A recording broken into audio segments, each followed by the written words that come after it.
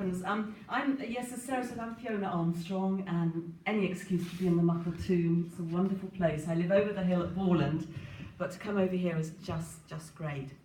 Now, Langholm and Eskdale covered this area for many, many years, working at ITV Border, and now as the Lord Lieutenant of Dumfries, I come over here to open various events and be present at various events. I have to be totally impartial in both those roles, working at ITV Border as a journalist and also being the Lord Lieutenant. So I am totally impartial here tonight. But what I do know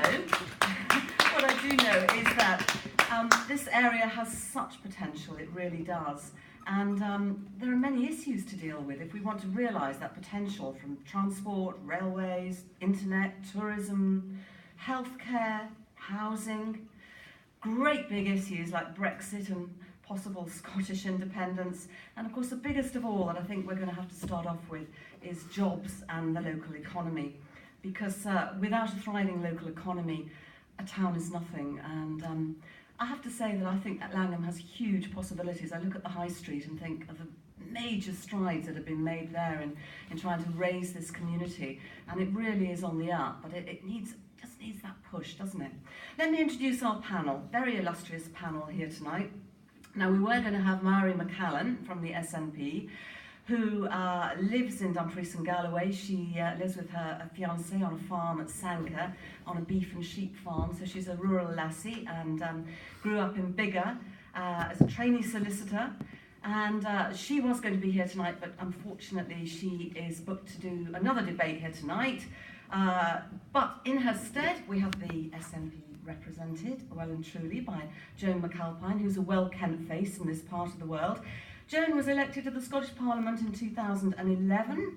Before that, she was a journalist. She was editor of the Sunday Times in Scotland, and she still writes a column for the Daily Record.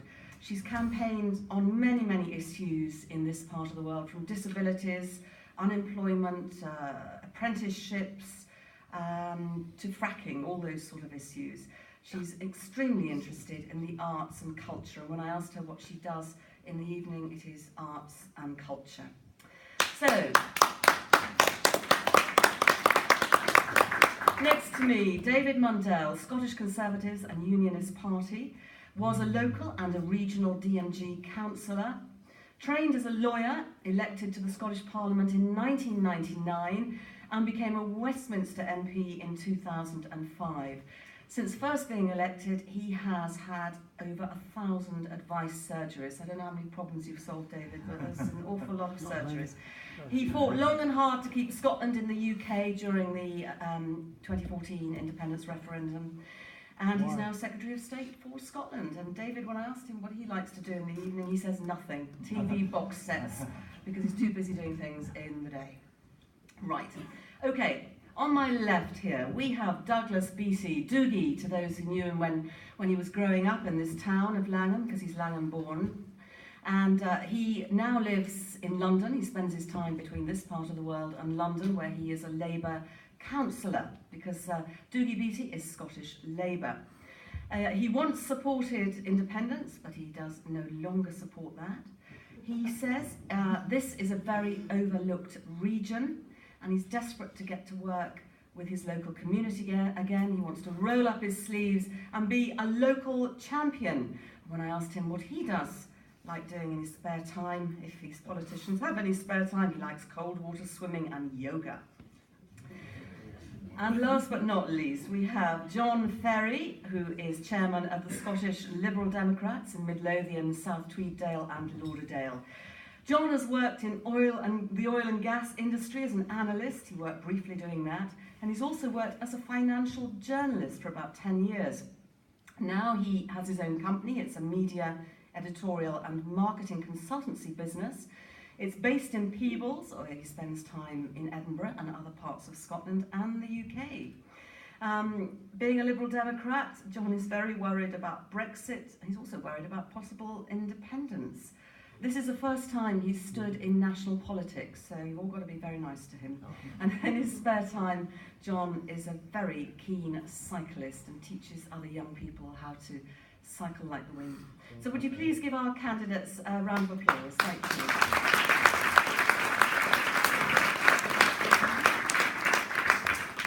Well, we said many issues there. I'm going to start off by asking some of the questions that the Langholm group would like me to put to our potential candidates here, our candidates, and then we're going to be taking one or two from the basket here that you have put in, which is probably the more exciting, because if they're anonymous, you could probably say exactly what you want, can't you? Let us start with the issue of jobs. John, we introduced you last. We'll start with you first. What are you going to do to try and make sure that jobs stay and come to this part of the world? Well, I hate to jump in and start talking about Brexit from the start, but the reality is that if Brexit goes through the way it's going through, looking like it's going to go through just now, i.e. a hard Brexit, then there will be job losses right across the UK, including from around here. So the number one thing we need to do is actually minimise the risk of Brexit and everything that goes with it. That's the first thing. Thank you very much. There's obviously more things that we need to be looking at locally. Tourism, for example, where I live in Peebles, cycling is extremely popular. I'm a keen cyclist myself. We get quite a lot of tourists coming in spending money because they're cyclists, they want to come mountain bike and road bike there, but it's not nearly as exploited as much as it could be. And in this day and age, when it's becoming increasingly more difficult for small businesses on the high street, etc., to be solvent, we have to be looking more creatively at some of these other things. One interesting thing I read a few weeks ago, there was a report came out that suggested that by 2030, 46% of jobs in Scotland are at high risk of being automated. So that's an enormous challenge for the whole of Scotland, for the whole of the UK as well, because I'm sure it's the same across the UK. Now, we're all navel-gazing just now about constitutional issues, Brexit and independence and things, but we're missing the really big issues. These are the really big issues that politicians need to be getting on top of and having a proper plan for how we're going to change your economy, change your workforce to move into this new environment and actually still thrive.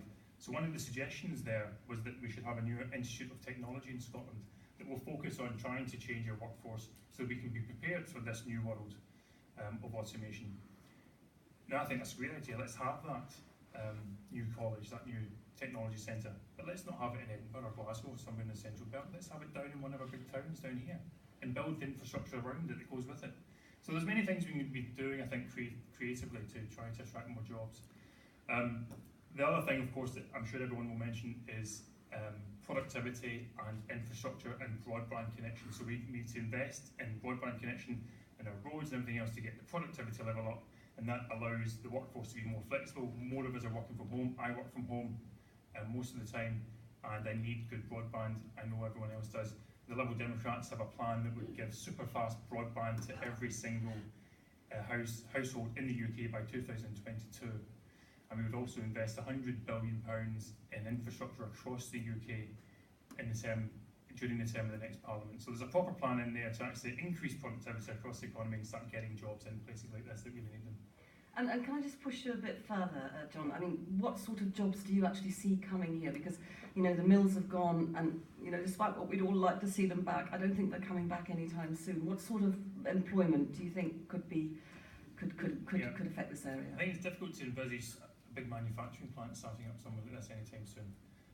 So you need to focus on smaller businesses, which is actually the backbone of the economy anyway. Making things right for startups on the high street. One thing that we're doing is we want to introduce a new fund for new startup companies, which would give entrepreneurs £100 per week in those initial crucial first weeks when they're trying to get off the ground. Just give them a bit of a safety net so that if you start a shop on the high street or a business from home, an online business with stuff stored in your garage, whatever it is, just to give you that safety net and that added stability whilst you go through those first crucial weeks to try and get off the ground. So there isn't a silver bullet to any of this. Some people might say that there is. Elect me and we'll just transform everything in 2 weeks. That's not going to happen. There's lots of other things that we need to do. We're looking at the rates that businesses pay as well, so that they're not priced out of the high streets. And a big concern of mine is the number of retail units that are lying empty on our high street. I think we really, really need to address this, and a way to do that is to provide the incentives to make sure that these smaller businesses can thrive through things like tweaking the rates. Okay. Douglas, what about you? You said you've gone on record saying it's very sad to see the economic decline here. Well, thank you, Fiona. Thank you for that that kind applause. I think the kind introduction already. Or was the applause not for I thought John? Well, I've got a very positive mindset. So,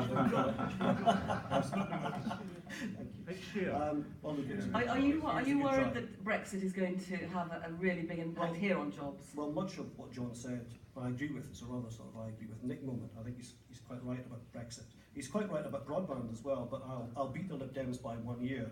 Our manifesto commitment is super fast broadband by 2021.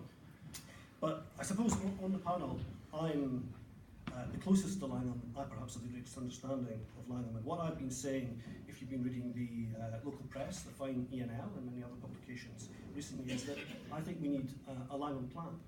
We need a strategic vision, a framework document for this town, because we have been hammered in recent years. And I don't want in any way to be controversial, but this is the cut and thrust of a general election. And I do not think the person who has represented you in recent years has done anything at all to mitigate against this job.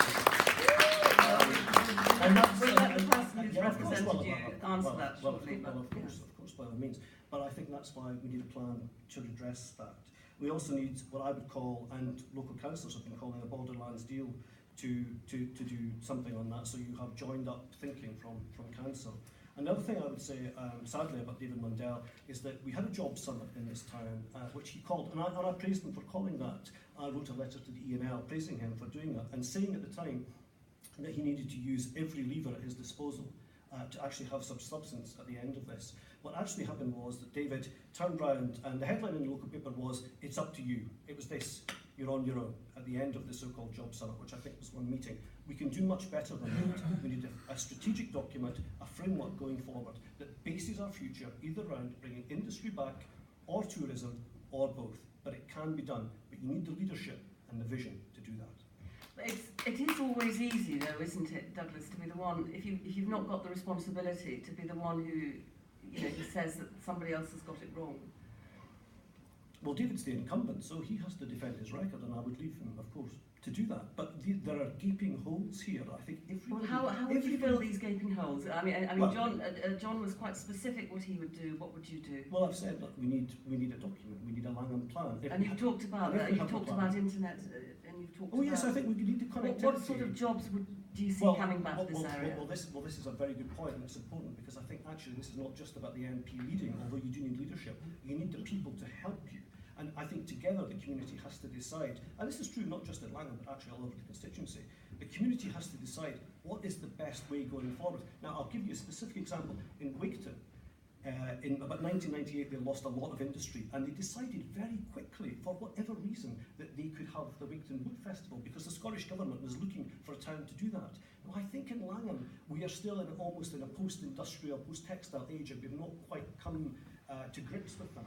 This is why this document is important, this strategic framework document, so we can decide whether it's bringing industry back, or it's tourism, or it's a bit of both. But actually, the community and the council and the MSPs and the MP have to all do that together.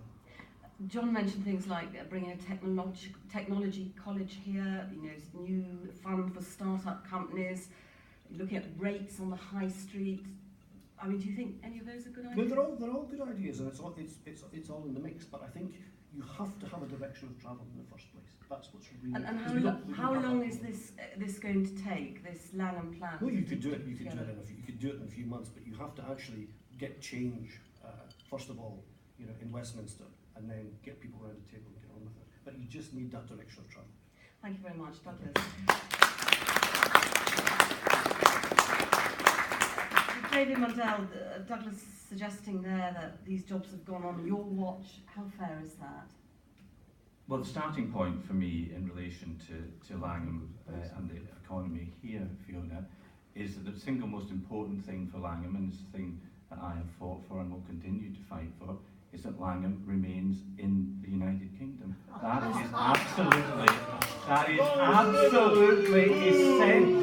No, we're not having any booze, please. Essential Otherwise we'll have to go. To the economy of Langham, and keeping Langham at within the United Kingdom was vitally important if this town is going to prosper, So you're on the because of success. the links to Carlisle that people have.